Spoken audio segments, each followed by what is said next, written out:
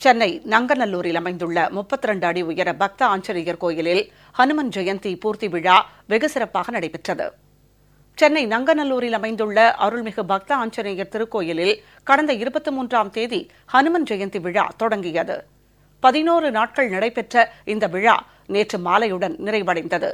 இதையொட்டி ஸ்ரீ ஆஞ்சநேயர் மற்றும் சீதா பிராட்டி சமேதராக ராமலட்சுமணர் ஆகியோர் பல்லக்கில் எழுந்தருளி நங்கநல்லூர், தில்லைகங்கா நகர் மற்றும் ராம்நகர் உள்ளிட்ட நகரின் முக்கிய வீதிகள் வழியாக திருவீதி உலா வந்து பக்தர்களுக்கு அருள் பாலித்தனர்.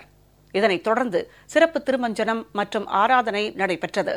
பக்தர்களுக்கு அன்னதானமும் வழங்கப்பட்டது. ஊர்வலத்தில் 100க்கும் மேற்பட்ட சிறுவர் சிறுமியர் ஹனுமன், ராமர் வேடம் அணிந்து பங்கேற்றனர். பக்தர்களின் வசதிக்காக இந்து சமய அறநிலையத்துறையினர் சிறப்பான ஏற்பாடுகளை செய்திருந்தனர். புதுச்சேரி மாநிலம் காரைக்காலை அடுத்த வடைமரைக்காடு ஸ்ரீ ஒப்பில்லா மணியர் ஆலயத்தில் மார்கழி சோமவாரத்தை முன்னிட்டு ஸ்ரீ ஒப்பில்லா மணியர் மற்றும் ஸ்ரீ சவுந்தராம்பாள் தாயாருக்கு சிறப்பு அபிஷேக ஆராதனைகள் நடைபெற்றன. தொடர்ந்து சந்தனக்காப்பு அலங்காரம் செய்விக்கப்பட்டு மகா தீபாராதனை நடைபெற்றது. இந்த விழாவில் ஏராளமான பக்தர்கள் கலந்து கொண்டு சுவாமி தரிசனம் செய்தனர்.